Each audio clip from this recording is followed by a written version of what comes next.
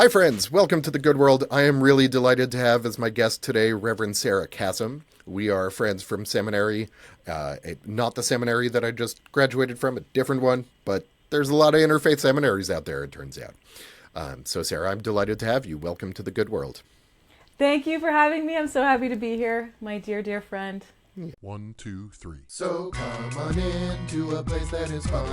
I'll be your friend and you can be mine. The world is a stream of constant bullshit, but that doesn't mean there's not a whole lot of good shit. You start with the lean and we can make something different.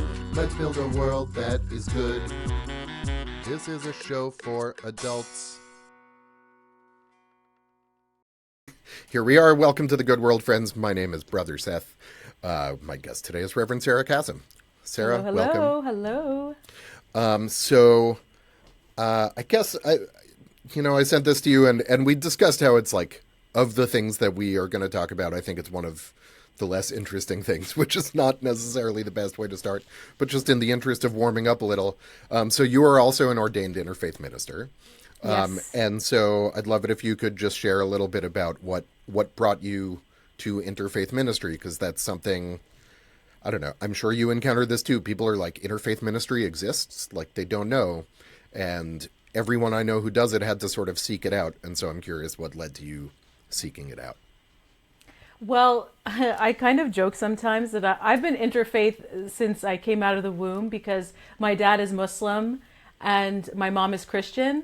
So I just grew up. I mean, we were, the expectation was that we would lean Muslim, but we always also celebrated Christmas and Easter. I mean, we weren't like necessarily super heavy into, like, we didn't go to church or anything, but I think there was always something in me that was bridging multiple ideologies and worlds from the very beginning. And I think to me, what was most important was that I went to study somewhere that was not super dogma rich. And I knew that if I was going to do interfaith, it couldn't be super, it has to be this way. Right. This is the right way. That's what I wanted to avoid the most, to be honest with you, was very, I wanted to resist something very dogma heavy. I knew I wanted something progressive. I knew I wanted something that could give me as much choice as possible in the ways in which I practiced my spirituality. So that's what kind of drew me to interfaith. Like I said, I kind of came out the womb and had this family that was living in multiple worlds. Yeah.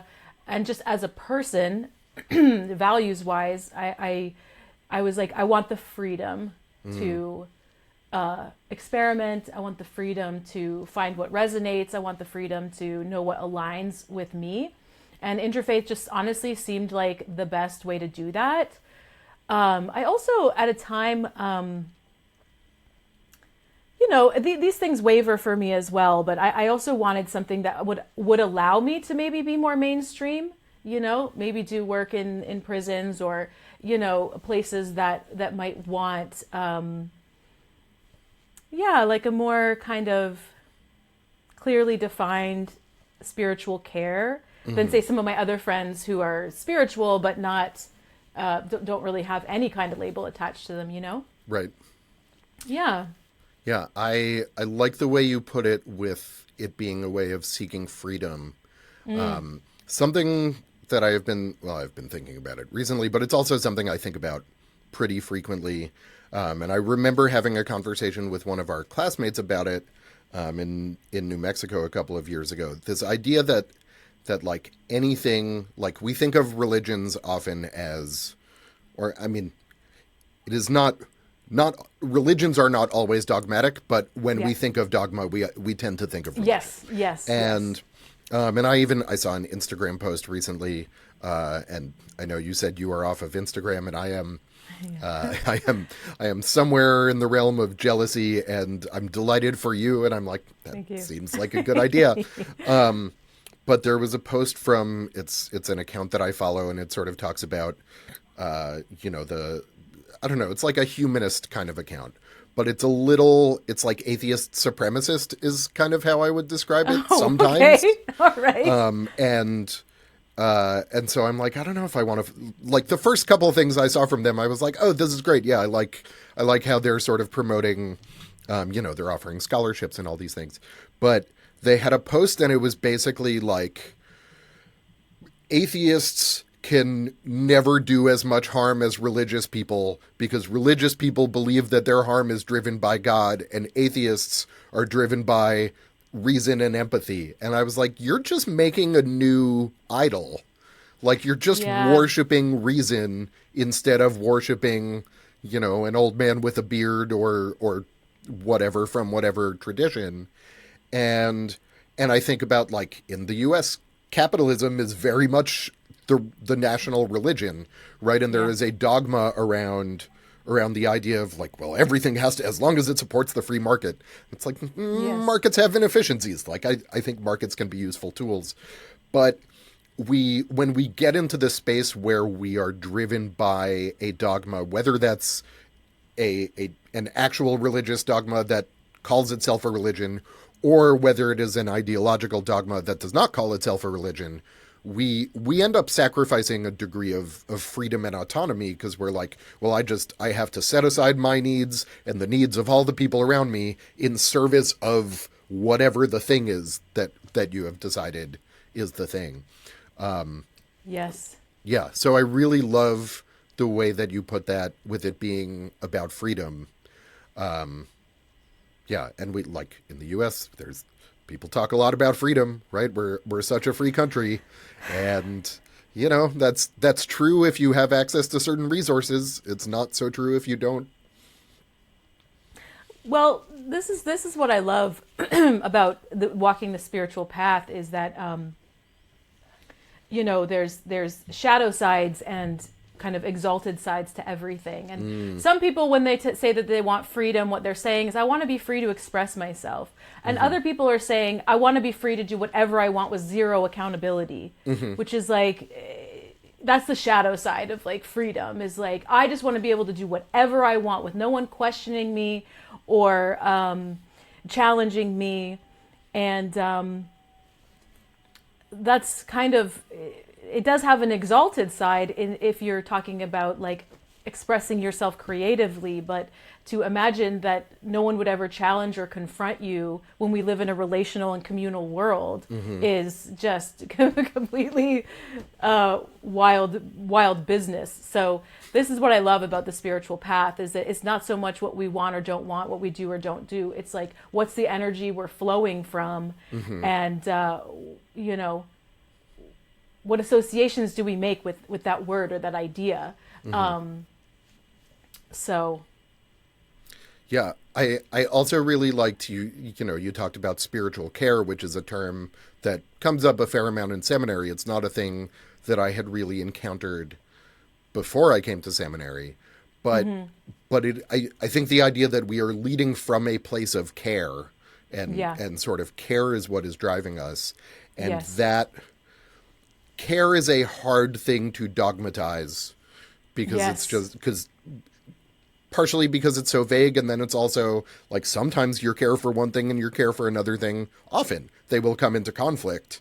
And so if you're sort of moving from a place of care, you have to sit with that conflict and figure out a way to navigate it, as opposed to having a doctrine that just tells you, well, this person is right and this person is wrong, and now you get to celebrate being right.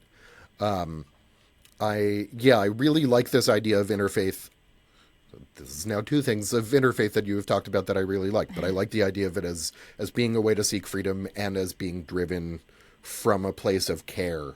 And I think that is also, like, this has come up for me a couple times recently, but I think that's part of what people find challenging about it, is that we're so accustomed to things that are like, here is my list of rules.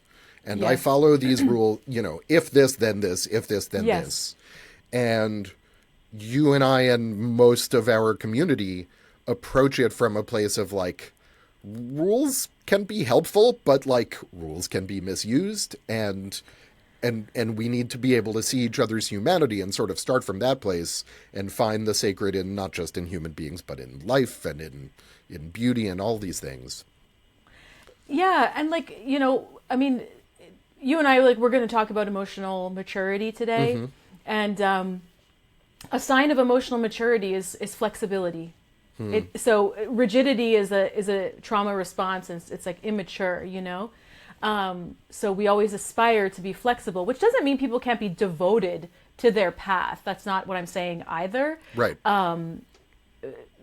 You know, devotion to anything is so holy, but rigidity is something that we try to move away from, so we can be more in the mature realm of flexibility. And so that's another thing I think of when I think of interfaith, is that it inherently does have a little bit of flexibility to me. Yeah. Which again doesn't mean that within one faith there can't be some also flexibility in your devotion, but there was something about the flexibility as an embodiment of like emotional maturity that also really resonates with me. Yeah, I like that. I'm also, so this sort of brings up two thoughts for me. One is, you know, to your point, devotion in a single tradition can absolutely be a holy thing. And the way that I tend to sort of see and experience it is, I think of myself as a generalist, and like a rabbi, a priest, an imam, those are specialists. Yes. And there are rabbis and priests and imams who are amazing at building and supporting community and creating these connections between us. Just off the top of my head, Imam Jamal Rahman, who you and I have both had the pleasure of interacting with, is amazing. Oh my God, I'm so glad you brought him up. Yes, he's just an orb of like divine light. Yeah. Love him.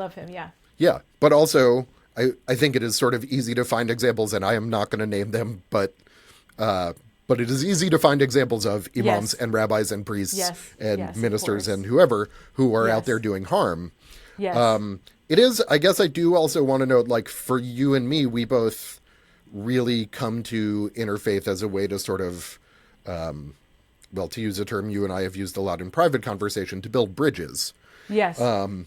And there is, since we're also, you touched on the idea of the shadow, like there is a shadow, there is certainly the possibility of a shadow in the interfaith world, right? And people, it's a little, I think it's probably just something people are going to be less familiar with, but I have found it tends to look like, oh, I'm taking the thing from this tradition that makes me feel superior and the thing from this tradition that makes me feel superior, and like taking the things that make it so I never have to question myself and never have to like sit with my own capacity to hurt people or to do anything wrong, and just sort of, oh yes, I can draw, this makes me holy, this makes me holy, this makes me holy. And like, yeah, you're holy, but you're also a person and you could be a jerk, because we can all be jerks. And so I think it is important when we're, and this maybe is the practice of all of these traditions, right? Is there just different ways of trying to hold, like, I am simultaneously holy and a jerk. Like, we can all be holy and we can all be an asshole. And this is the path that you and I have found to sort of hold that duality. Yeah, and the paradox is, for me, I do believe on some level, the closer we get to our own ancestral spiritual practices, like the more kind of aligned and ourselves we can become. But we are communal creatures, we're relational creatures, and so the prospect of relating to different traditions as if they are our neighbors, where we can understand that there's difference there, and we're stronger and better by relating to those differences, is certainly a part of interfaith. So that's the paradox for me, is like, I'm always trying to get more and more aligned with, you know, what I might understand to be my own ancestral traditions, while seeing sort of other traditions as my neighbors, that I relate to in sometimes very deep and nourishing ways. Yeah. but they might not be in my house, you know? Right. So that's another aspect of it. It's very complicated. This is such a funny conversation because I didn't think I'd have that much to say, but here we are. Yeah. Having a very rich conversation about that. Yeah, I think you did not come to Interfaith because you didn't have things to say. Yeah, right. As we were sort of talking about it before we started recording, but there is a cultural and like acculturated difference where your instinct, I think you said, is to, and I don't want to put words in your mouth here, I'm sort of relaying my interpretation, please. Is to feel a little constrained and feel like I'm not supposed to speak up, and like to the point that you don't even notice when you have something to say. And I'm like, well, I'm a cis white man in America, cishet white man, and so everywhere I've been, people are like, what do you have to say? And often they will ask me that even if I don't have anything to say. And then I'm like, I guess I have to come up with something to say. And so it is like, that is, if you're trying to launch a podcast, that's a good place to come from. Yeah. But I guess I'm saying all of that to say, like, even though you don't always feel like you have a lot to say, I know from my time that I have spent with you that you have a lot to say, and it's great. Thank you. Yes. Yeah, so I want to sort of support that.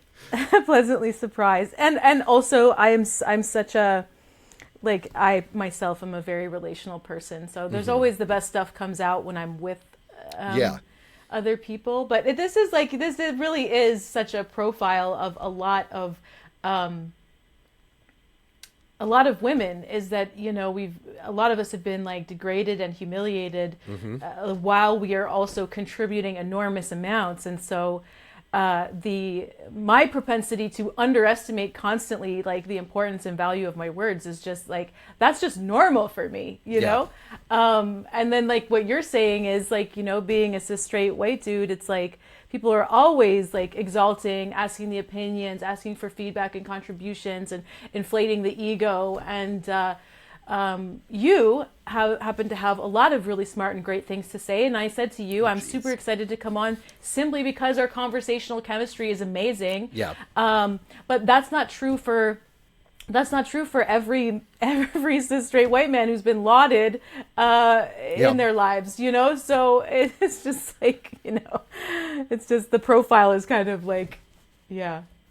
Yeah, I'm also, it occurs to me, so I like, there's also a balance to it, and I want to acknowledge, like, not every, I think there clearly is a bias towards the views of cishet white men in society. It is also, like, not every cishet white man is going to have had that same experience, right? Yeah. And I went to some fancy private schools and have all of this additional privilege beyond what is immediately visible, in ways that have sort of helped to boost this. But you also, I mean, even I would have to do, I think I would need to spend some time with my therapist to like pin down exactly what the things are that activate this for me. But I'm the younger of two siblings. And when I was growing up, like my brother was, he is very opinionated. He's very, very smart. And I, like, at home, at least in sort of conversations, I felt constrained, and I felt like, oh, I just don't have anything to say. Actually, like what you were talking about, it wasn't even, I shouldn't say anything. It was, I don't have anything to say. Right. Because there wasn't much space for me. And then sort of once he went to college, and this is not a criticism of my brother, who A, is great, and B, was a teenager at this point, and teenagers are teenagers. I'm not expecting him to have been thinking deeply about, like, whether he was making enough space for his, 12-year-old brother when he was 16. And also when I was 12, I maybe didn't really have a lot to say.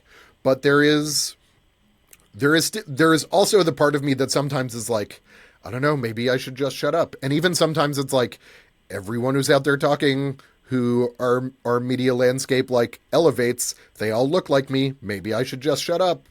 And that is hard, because I'm like, on the one hand, I think if everyone who looked like me would just shut up, that might help. But I don't want to sort of cede what it is to be a cishet white dude to the people who are out there doing white supremacy? Well, listen, here's the deal. Yeah. The deal is that we each have to know what our curriculum is in this on this planet. Some of us really do need to shut up, and some of us really do need to speak up. And it's like, this is why you have to know yourself, know your karma, know your lessons that you are here to learn, right? Like, this is why, like, healing is, again, it's just so nuanced. Yeah. And spirituality, I use those words interchangeably, by the way, healing and Great. spirituality, simply because the more spiritually mature you become, the more you heal. It's just, that's just kind of how it goes.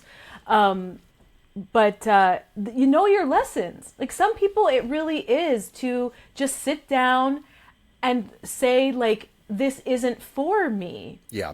Which is, I think all of us could stand to learn, because we're such creatures now that have been conditioned so deeply into, like, comfort and always having what we want, that and this is why the earth is in such peril, is because, like, well, I want it. It's like, well, but maybe that's not for you right now. And so like, some people really need to learn, like, maybe this isn't for me. Yeah. And for other people, it's really, and like, my karma is, like, you know, super around, like, finding my voice and, like, speaking up and believing in myself, which is why after, like, 7 years on the path, I still am like, I don't have a lot to say, you know, like, so that's my lesson. And this is why, like, ultimately, no matter what your spiritual practices are, there's no substitution for knowing yourself. Yeah. Period. Like, that's it. Like, you have to know yourself, and you have to know, like, what lessons might I be here to learn? Like, am I here to express myself more? Am I here to learn how to contain myself more? And what in my experiences and my patterns would show me where my work lies? So I'm totally on board with you that, like, what you're saying is, it's acknowledging our privilege is important. Acknowledging our social location is very important. And so is knowing, like, what our lessons and what our path really is, right? And for you, like you're saying, like, you are just coming into your own in many ways. You adapted to maybe be smaller because there was a lot of space being taken up elsewhere. And now it's a really important part of your path to, you know, get out there and share what you have to say. And you're the kind of person that is going to elevate different voices. And so it's just, the ultimate thing is just, like, to know what your lessons are here. And you can find that by taking a good long look and inventory at what your patterns are, and then how might you find balance, right? So how might you find, you know, go more towards the middle path, you know, as you know, the Buddha would say. So it's like the middle way. It's like, all of us need to know what our lessons are. So I totally agree with you. I think sticking to just one, like, aspects of people's identity to decide what their karma and their lessons are is, like, it's really unfair. Right. Because we each come to this planet with an individual curriculum. I mean, these are my personal beliefs. I'm not saying that you have to think this way. No, but I or like that them. Other people have to think this way, but we come here with a curriculum.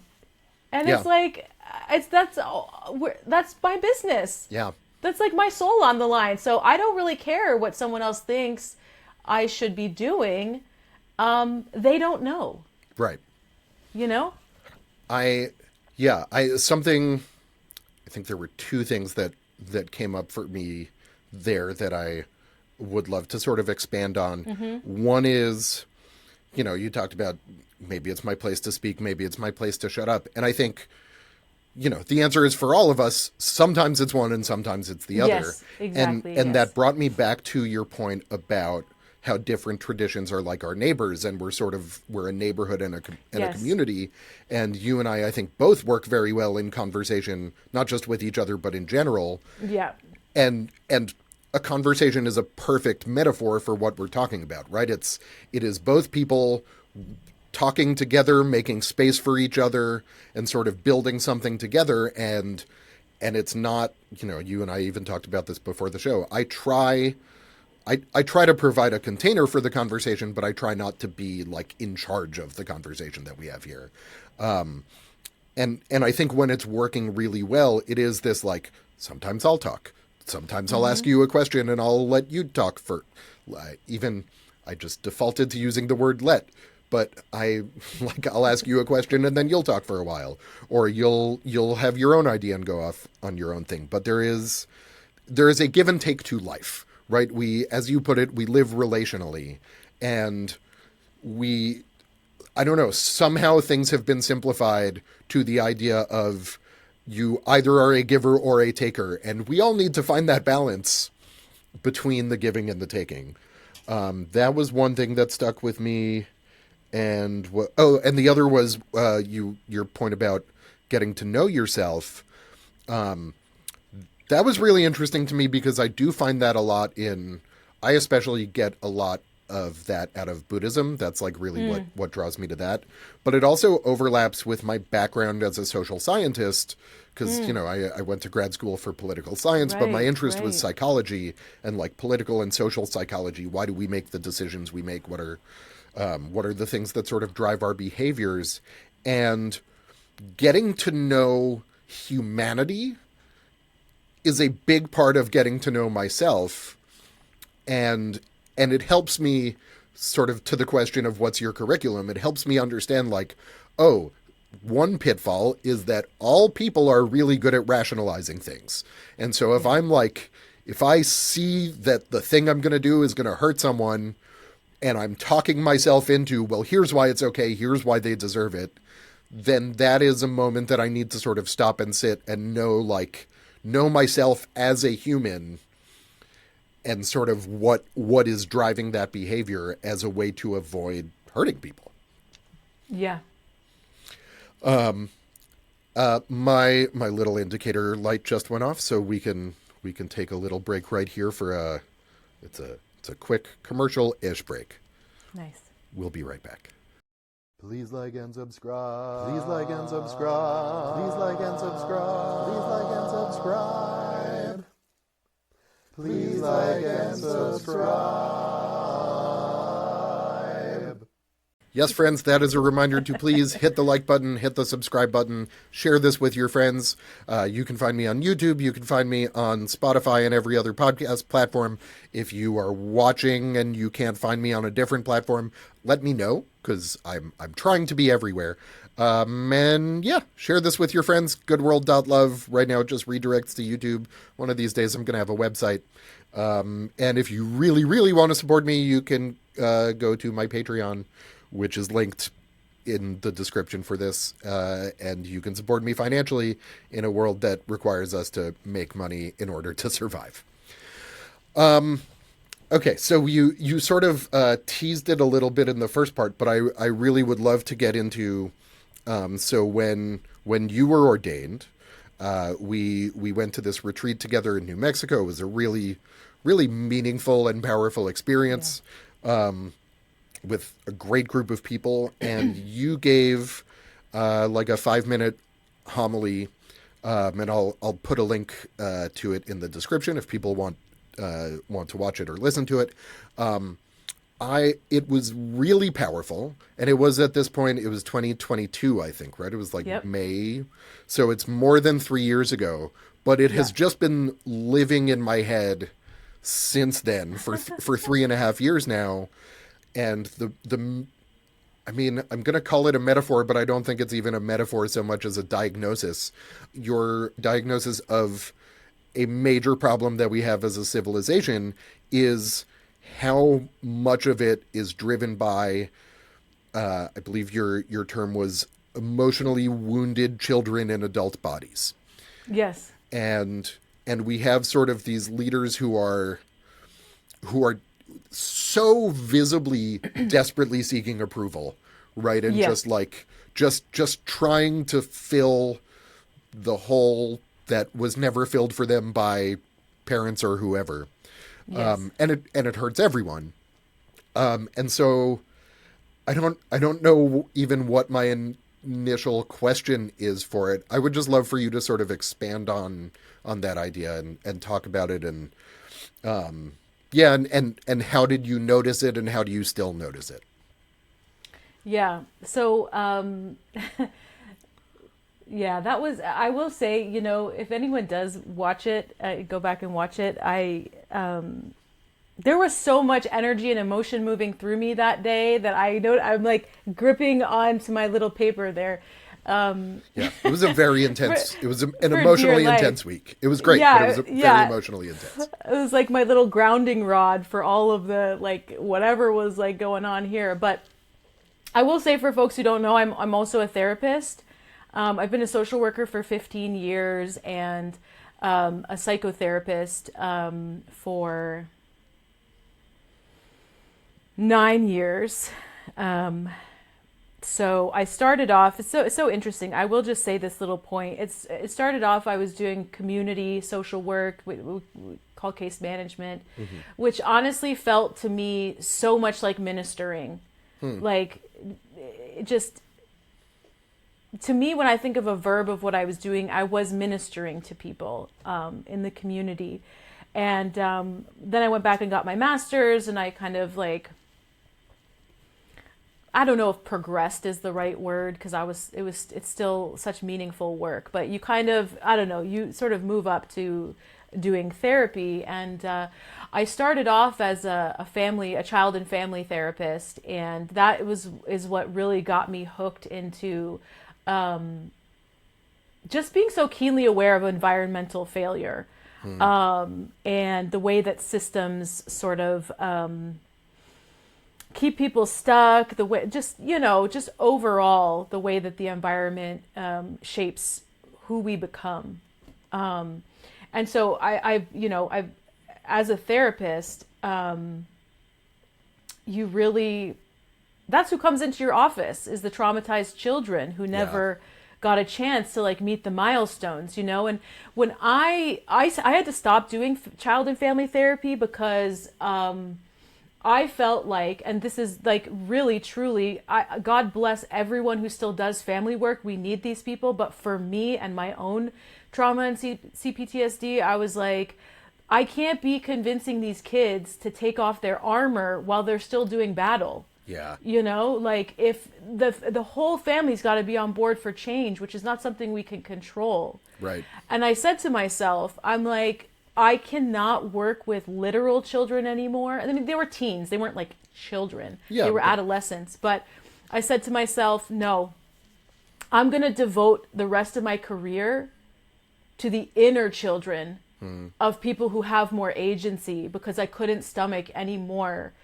I couldn't stomach any more trying to help kids who didn't have the agency to shift their environment enough to thrive. Yeah. So I said, I'm going to devote, you know, my life to the inner children of people who have the agency to reparent themselves and become who they always needed. And that's where I felt more agency, even in my own work. I felt less like stagnant. So, so these are just like observations that I've made, and also my own immaturity. Like, I will say this, and even my own parents. It's like, I am someone who grew up in a home that a lot of people grew up in, right? Nice parents, air quotes, you know, took you to practice. If you wanted to go play basketball, they would register you for basketball, all of this stuff, right? And I thought I had one kind of family, and then my spiritual awakening happened, and everything came crashing down around me. And I was like, oh, all of these little pieces that I was like, no, I had a close, and I'm doing air quotes for people who are listening. I had like a close and good family. And I was like, oh my God, but no, like, the discrepancy between how kind my parents are and what good citizens they are of the world, and the way things panned out at home for me as a child, blew my mind apart. Okay? Like, the discrepancy is massive. Like, my parents are very good citizens of this world, and yet things were not as they were meant to be at home. Yeah. And for me, as someone who was a parentified child and always had to, I'm going on a little tirade here. I hope this is okay. I'm just That's kind of totally free. fine. I would ask for you to explain the word parentified. Oh, sure. Yeah, it's like basically a child who Who like has to be their own is treated parent? as a parent. Okay. Yes. So it's like mature, like the kids that are like mature beyond their years and are like, having to really hold the field for the chaos Yeah, I and be relate the to calm this. in the storm, right? Be the calm in the storm when that's not what a kid's job is, Yeah. right? So I was someone who was always like, again, air quotes, like self-aware, very mature, very responsible, like these things, right? Level-headed, the one with a good head on her shoulders, the compliments I got. And I had a very rude awakening to discover that on the inside, my capacity to have healthy relationships was extremely poor. Yeah. And I found that kind of devastating. And I thought, most people would not look at me and say that's an emotionally immature woman. I wouldn't have done that either. Yeah. But when you get honest enough with yourself, and, for me, it's like I realized specifically that I relied a lot on this like label of being a free spirit to just fucking bail when things got hard all the time. And I didn't know how to show up. And I didn't know how to stay put. And like, I was kind of devastated again by the discrepancy. It's like, I told myself my whole life, I will never be like my parents. And it's like, you can will that and wish that all you damn like, but unless you're meeting those milestones, you're not gonna move on. Yeah. And so there's an epidemic of this out here, right? Because kids know how to be on like good behavior. Right. That doesn't mean they have the integration of skill to be that thing, but kids can behave and kids know what parents want from them. And then they get rewarded and reinforced for putting that out there, whether they have the skill or not. Right? So we kind of end up being people who offer something that pleases people, and inside we're like panicking because we're like, I don't actually have this competency. I'm really scared little child, and yet I'm giving the world something that they want from me. And capitalism does this too. It's like it forces achievement, and it forces kids in particular to just be growing at a level that's convenient for busy adults, even if like the time is not adequate. So I'm throwing a lot at you right now, throwing a lot at the wall and seeing what sticks, but it's just like, basically the answer is like lots of observation in my practice, Yeah. my own home and the way that came crashing down around me. And then much to my dismay, my own concept of myself coming crashing down and being like, I am nowhere near the competency that I present to the world. Yeah. I'm nowhere near the competency that I want to believe is me. And that makes total sense because I didn't have what I needed to have to meet those milestones.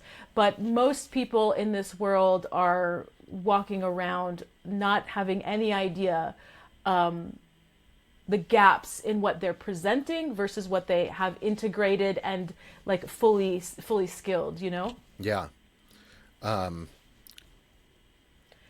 Oh, sorry. No, it's Just great. kind It's of- great. I told you it's like my special interest. So if you ask me about it, I'm just gonna like launch into God knows how long. Yeah, it's great. Please do not apologize. You do Okay. not need to. All right. You do not need to apologize for being you. We'll start there. Okay. As a side note, I sometimes like my dream version of this show is like Mr. Rogers for adults, right? And it's just like lessons like that, right? You don't need to apologize for being you. I feel like when I first saw your show, I told you remind me of like a I don't know if I said like sarcastic, dry Mr. Rogers. Yeah. I did. I told you that ages ago. Do you remember? I don't, but I love. Well, that's okay. If I'm being honest, I don't, but I No appreciate problem. it. And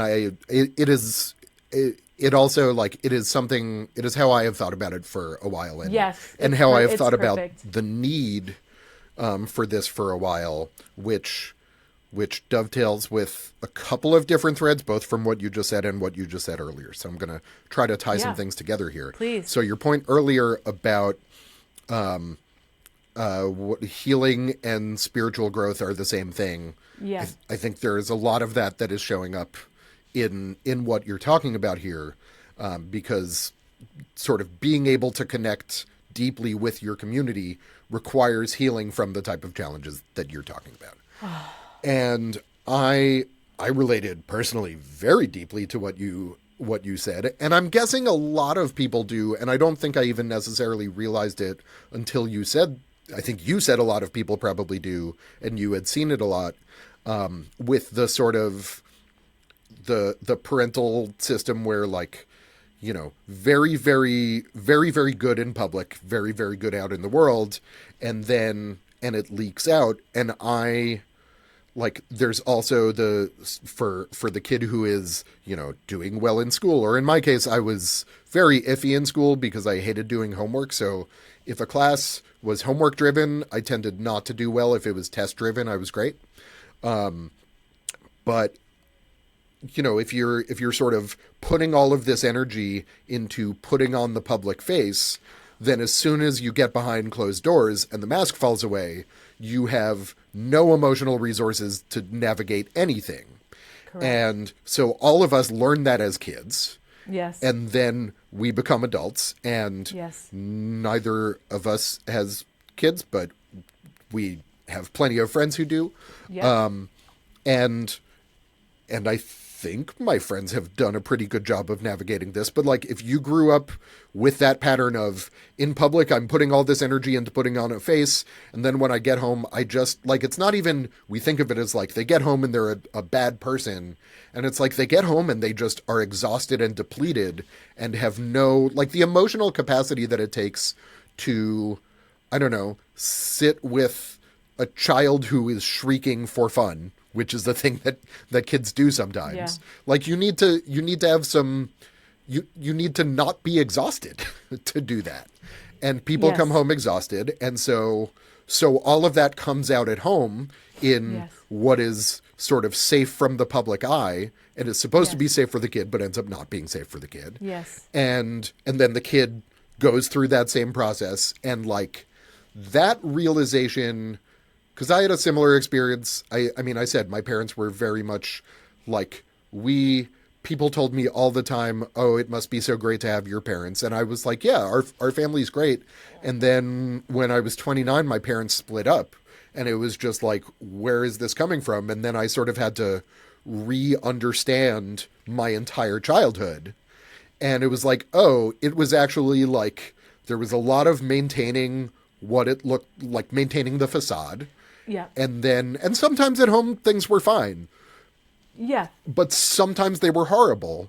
And that passed on to me, where I was really crappy to, particularly to people I dated, or honestly more often people I was sort of romantically involved with, I'll say euphemistically, but not actually officially dating, because I had this weird duality of always being like, I want to fall deeply in love, like storybook romance.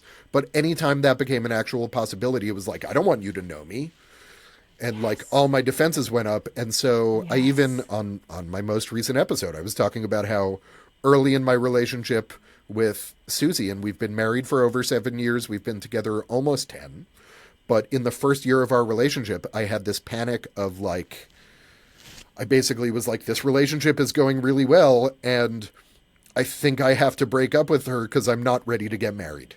And it was like, those were the options. And it was 7 months in, right? It was not, I did not need, you know, marriage is still a thing that every day, or at least every week, we decide like, yeah, we're good with this. And like, our marriage is in, I think, a very good place at this point.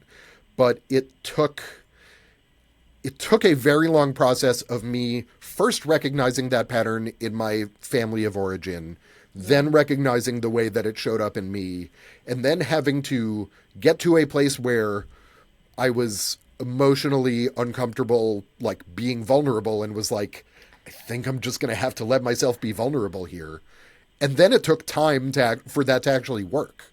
And even, I don't know, at this point it doesn't really come back, but like for years, even after we got married, sometimes I would be like, I don't know, maybe I need to just like run off into the air, right? Just like pick up and move to France and never look back.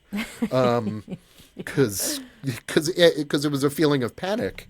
And I have finally gotten to the point where like that doesn't really happen anymore. But that took longer than I would have expected. And it took a lot of work. So yeah, I maybe this is why your talk about emotionally wounded children in adult bodies resonated with me so much, is because I mean, I am still a wounded child, because I think we all are on some level, but I have done a lot of that work to heal it. And even just in the time since you and I met, I have done a lot of that. And in the time, like the amount of work I did between when my parents split up and when I met Susie was a good amount of work. And it's sort of, it is ongoing work that never ends, but it does get easier, in the same way that, like, I don't know, getting exercise, like you're never going to have done so much exercise that you don't need it anymore, but it gets easier if you do it more. Correct. Yeah. There's my analogy. Anyway. Sorry, were you going to say something else? I was going to say something. No, so that was me responding to your very complicated and touching many things answer with one of my own. Well, there's something that you brought up that I do kind of want to talk about in a second, but I will just share too that the seminary that you and I went to, what was so healing about that for me was that we had these community calls every week, and that was my training ground for, you're going to learn to sit your butt down and show up and stay put through any kind of relational discomfort that comes up for you. And like, this is the hard part, right? It's like what you kind of brought up is like, most people in the collective are operating with an extreme amount of ambivalence about love and connection. Yeah. Because we are such like relational creatures, and yet the places we've been hurt the most is with like love and connection. So it's like this constant push-pull. And so the thing is that for me, learning to tolerate the love and connection that came from those community calls, when all it did was kick up, this residue of everything that wasn't that. So those calls, I mean, I'm telling you, I was miserable every freaking week for months, but I was like, this is my training ground. This is it. You go and you sit. And I said to myself, you're allowed to hate it. I'm not I said to myself, you hate this all you want. I get why you hate it. And we're still going. Yeah. And it took months for me to feel neutral about the calls. Yeah. Because they brought up so much gunk from and that's how healing works too. And that's why it's so important to stick with it, because it brings up gunk that is like so important to sit with. And anyway, so I let myself hate it, and I still went. And then months later, I started to feel neutral. And then even more time after that, I started to like really enjoy them. And it was one of the things that helped me with my own ambivalence of like, okay, I am able to be in a position where there's coherence here now. I like the thing that I'm supposed to like, right? Because everyone tells you you're supposed to want to be loved, you're supposed to want to be connected to, and that's just not the truth for a lot of people who don't know like real love and healthy relationships. So it's like, that's so frustrating when people tell you you should want that and that you do want that, because most of us on many levels don't want that. Right. So that's how I created a straight line between wanting the thing I'm like air quotes supposed to want as a human, biological human, was just sitting through all the gunk that got kicked up until there was no gunk anymore, and I could just love being loved, you know? I feel like it is worth touching on at the very least. You know, when you talk about this sort of discrepancy between what we feel like we're supposed to want, but then also we don't actually want it because it feels unsafe. And that is, yeah, I like had this, I don't know, Disneyfied version of what love was supposed to be in my head. And it also touches on what you were saying earlier about freedom, where like I thought love was I get to do whatever I can be a total jerk and not really have to think about your feelings, and you love me back. And that's not expected to necessarily go both ways. And so it took a number of years and a number of failed relationships before I ended up in one where I was able to actually sort of engage with what it is. But there is also, and it's not even specific to one tradition, but I think particularly Abrahamic traditions like Judaism, Christianity, Islam all have a version of this. And in the U.S., where I live, it's more predominantly Christian, but it's certainly not exclusively that. But it's like, God is love. God loves you so much. God is so compassionate, so merciful. God loves you. And also, if you don't say the right thing at the right time in the way that God wants you to, you're going to burn forever. Right. And like, what better metaphor is that for our difficulty as people with like, oh, we want love, but we're afraid of love, than the fact that we are told there is an all-powerful being who loves us, and we're told it's unconditional, and then we're told what the exact conditions are. And so there's like a piece of gaslighting in it too. And so it is no wonder that then when we're trying to connect with each other, we're like, okay, but what are the secret terms and conditions that I don't know I'm signing on to? And we're like afraid to engage with it, or we just don't know how because we don't have good examples of it. Well, I love what you're saying, because it's not just love, it's being seen. Being seen is, I swear to God, is the ultimate medicine of the universe.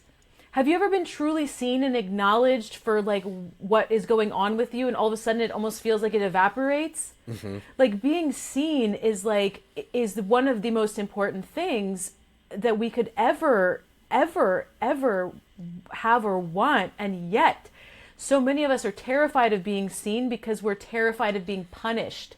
Yep. Right? Which is what you're saying about like, well, if you act like this, then this is gonna. It's like we're such a punishment focused culture. Yeah.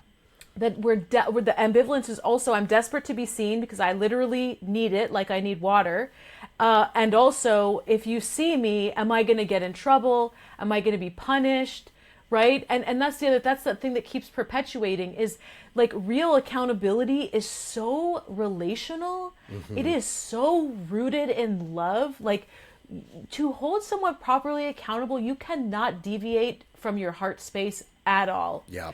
And so we just don't have a culture that knows how to hold people accountable. All we know how to do is either punish or make excuses. Yeah. And so people, of course, want to be seen, and then also are like, but I don't want to get in trouble, so I really don't want you to see me. Yeah. What happens if you see me? What happens if you see how bad I am, or whatever? It's like the fear of punishment is so embedded that's also contributing to the ambivalence of like, I want, I don't want, you know, which keeps people stuck. As you can imagine, you go forward this way and back this way. It's like, hello, like, where are we going to go? And we do in very many ways have a collective that is stuck. Yeah. And so it's that, right? It's the ways that punishment has infiltrated our capacity to hold ourselves and each other accountable, which is directly correlated to emotional maturity and being able to grow up, right? Like, because you have to have someone to teach you how to do the thing that they're mad you didn't do. Yeah.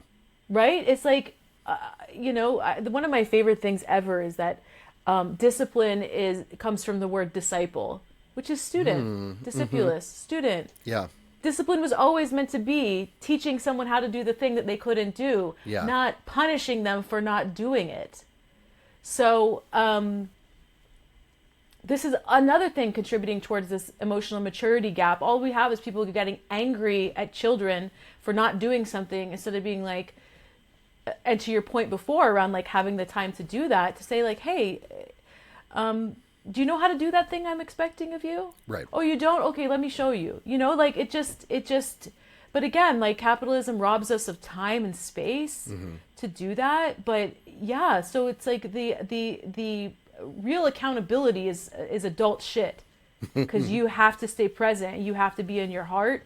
Otherwise, you're going to veer towards punishment or excuses. Yeah. And we're never going to move anywhere. So being seen is another one. Being loved, but like being deeply seen and acknowledged is such a desperate need that is also so terrifying because of the culture of punishment we've created. Yeah.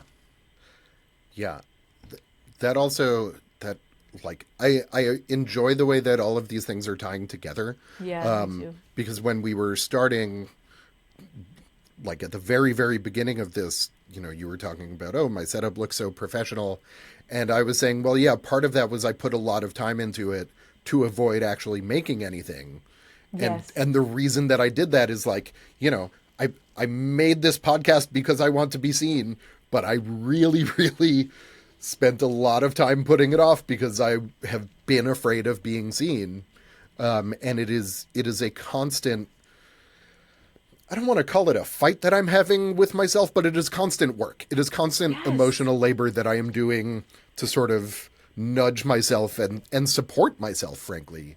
And also it's not something I can do alone. Like it helps to have, I have support of my partner. I have support of you and my other friends and guests who have come on and sort of said that they enjoy doing it and you know, had whatever nice things to say, and friends who watch or listen and like send me Facebook messages. Like the support is what makes it possible to navigate that. And there is an interesting duality there between like the support and the punishment as you're talking about, where it's like the punishment is the thing that makes it hard. The support is the thing that makes it easier. And I, like, as you said, we often, when we're dealing with children, we punish them for not doing the thing they don't know how to do. And a thing that I don't really know what the solution to it is that so much of our culture is doing that with adults, right? We punish adults for not knowing how to do a thing that, look, it would be really nice if adults knew how to like properly resource themselves and navigate difficult feelings and all of these things. But in an economic system that requires people to constantly be putting all of their energy into generating, I'll say creating value in quotes, people don't have the time to practice it, certainly, and may not even have an experience of seeing someone else do it.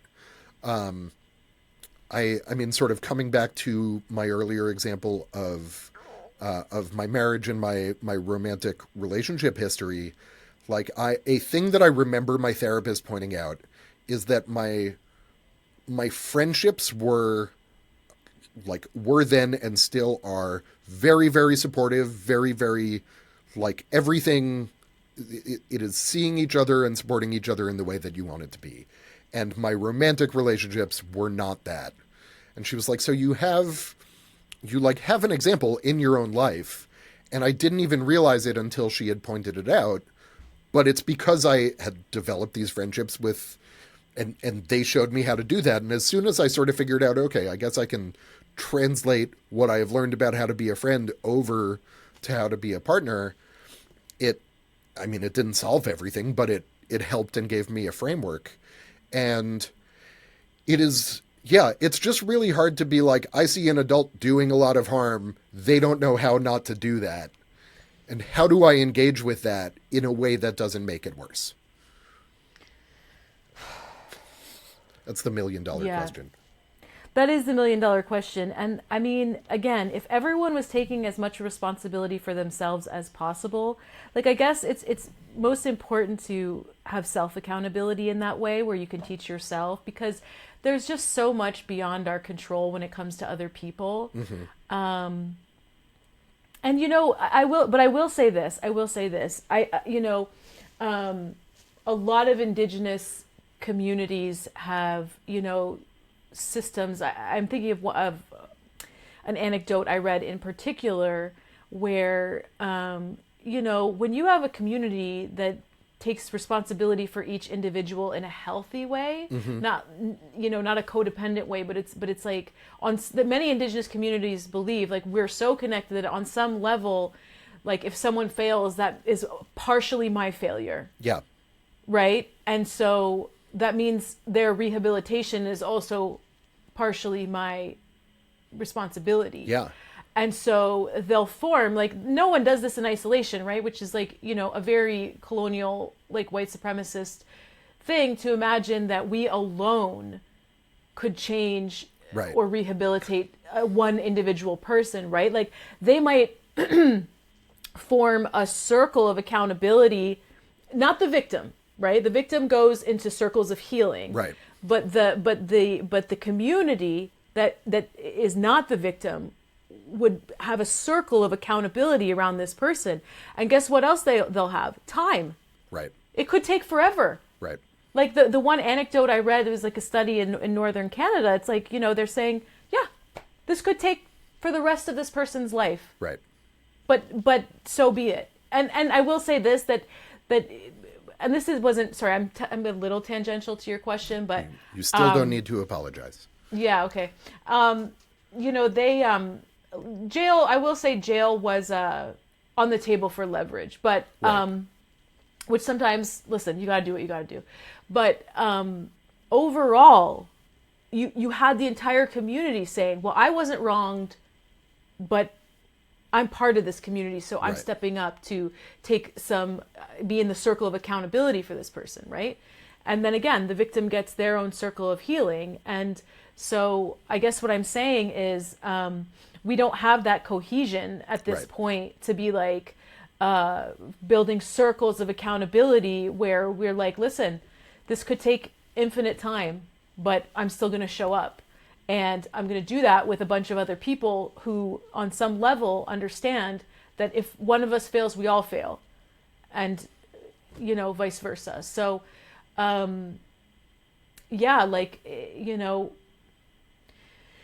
individual to individual, that's a much harder question, right? Right. Like, it's not,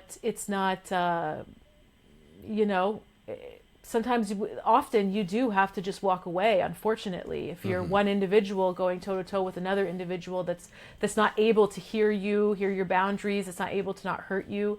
Like, that is what it is. But we just don't have the cohesion in the community to collectively take a stand against behavior that we want to hold people accountable for. Yeah. Yeah, that is Yeah, really so- well put. Anyway, so that's not a real answer, but it's just Yes, it was. okay. It's like a hypothetical. Like, I would love a day where we had that level of community cohesion and, Oh, I and know. agreement, right? Of like, okay, we have this person. Like, again, it's the same in leadership, right? It's like, on some level, I'm not responsible for you in a way that I blame myself for your errors, but I always, as a leader, have to ask myself, what did I miss? Right. If someone below me missed something, what did I miss? Right. Right? We live in a culture, even at work. One of the hardest things as a therapist is to support people through their work environments, because there's such a power imbalance. People need money. It's like, how do you work with these companies that are kind of, you've been put your back's against a wall. You kind of have to engage with them, right? So I will say that that's very frustrating, but it's like there's all this culture. So many people have workplace anxiety because they know that they're more likely to get thrown out Yeah. than they are to have a leader that says, you know what, I could see what I missed here, Right. and what you missed, right? Like, where it's like, you got to take responsibility for what you did, but I, as the person who's leading you, have to ask myself, like, what did I miss here? Yeah. And on a healthy level, there's a shared responsibility for the failure, right?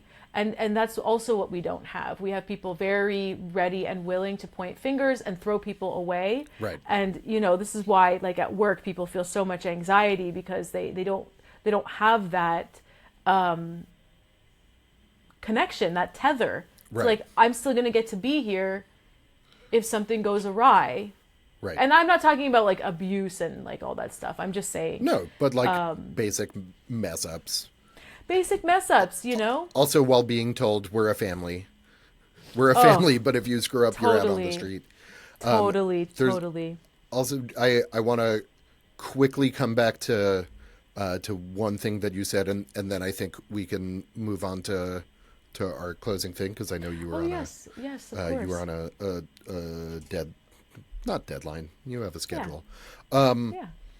But your point about, sometimes you have to walk away. Another thing I think about a lot. I could just have a show called Things I Think About a Lot. Yeah. But I think one of the most fundamentally important things is, it is hard to say that someone has freedom if they don't have the freedom to walk away from whatever thing is hurting them. Yes. And our economic system is set up in such a way that most people don't have the freedom to walk away Yes. from an abusive Correct. job. An abusive marriage is something that has been changing. But, 100 years ago, women had no freedom to walk away from an abusive marriage. These days, Yeah. there's some, Yeah. depending on where you are and what your circumstances are. But, a big part of emotional growth is, I think, recognizing, to sort of tie it together, is recognizing both like, okay, this is a situation where I can't do anything except walk away. And also being able to recognize, okay, this is a situation where this other person needs to walk away from me.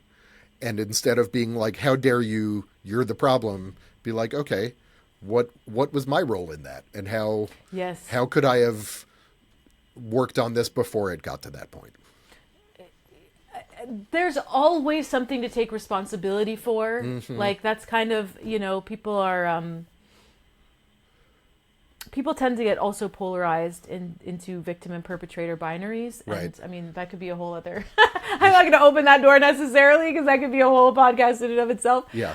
We But can do there's that always, another time. You can come back. yeah, and we there's can do always that in the future. something. There's always something that we can take responsibility for. And if you're in that heart space of healthy accountability, Mm-hmm. You can name some pretty intense truths. Mm-hmm. Because you're not going into punishment or excuses if you hold the field, and you could just be like, you can name some pretty intense stuff that you've done if Yep. you are in a space to hold yourself accountable. So there's always something, even if it's like minor, Yeah. Yeah. I have been, I guess, on both ends of that, right? But just being able to be like, yeah, I did that thing and it was Yeah. shitty is Yeah. like a really powerful thing, and is often the thing that people need to hear the most. Well, and I'll tell you something. This is how you build sustainable and real compassion is to have humility. Yeah. Because if I've fucked up, sorry, No, if it's I've fine. messed up and then You can say I it's know fine. what that's like, right? I know what it's like maybe to criticize someone, or I know what it's like to exploit someone in some way, or be opportunistic or manipulative. Like, if I can get really real with myself, then I can look at someone else and still see their humanity, even when I say, like, that wasn't right. Yeah.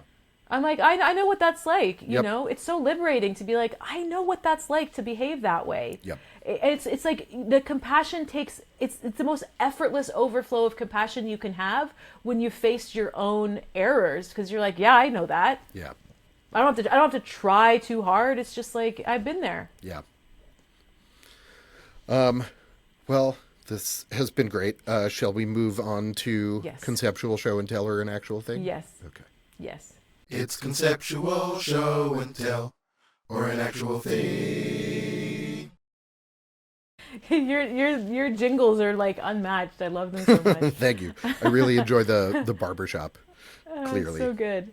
It's so good. So, sorry, do you have an intro, or do you want me to just go on? Sure. This is Conceptual Show and Tell, which is our new-ish segment where I ask my guests to do show and tell with anything. It can be a concept or an actual thing. So, conceptual show and tell, or an actual thing. You said, I believe you have an actual thing. I have an actual thing. I don't know. Can you hear it? Ooh, it's jingly. It's jingly, yes. This is called a sistrum. Okay. And it is, I got it when I was in Egypt.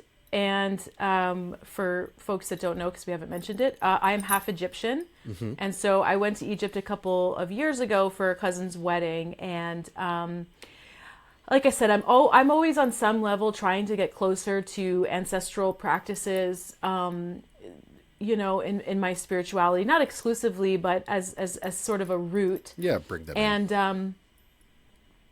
And which another thing that, like, you know, we don't have time for, but is more mundane and less weird than people think, is I had like a psychic reading kind of before I left with one of my friends. Mm-hmm. And I said, is there anything I need to do to prepare for my trip to Egypt? And she said, like, I don't usually get this specific, but what they want is for you to get a sistrum. And she happened to have a metal sistrum that she showed me. It's like, get a sistrum. They're not usually this specific, but get this. And I was like, all right, sounds good. And we went to this alabaster shop in Luxor just to get maybe some, like, you know, some art, like hand carved alabaster stuff. And when I walked in, the man there just kind of like stared at me, and I was like, okay, well, whatever.